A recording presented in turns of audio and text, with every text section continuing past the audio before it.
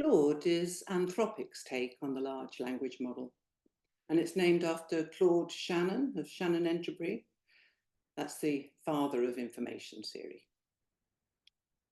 What makes Claude interesting is that instead of just relying on human feedback, thumbs up, thumbs down, I like that response, I didn't like that response, it actually follows a set of built-in rules called the Constitution.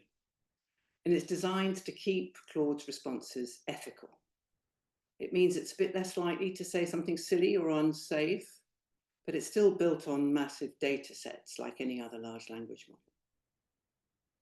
When you pick a version of Claude, they're called Sonnet or Opus, you're really choosing things like how big the context window is, how fast it is, how many requests you can get a day.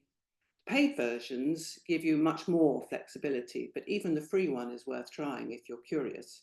You only get Sonnet with the free version. Click the link below to see the full video on these concepts. That is part 1 of lecture 2, all about Claude. If you want more practical AI for real-world work, check out the whole playlist. It's called The No Coder's Guide to Surviving Generative AI. The series is there to help non-coders really get value from these tools.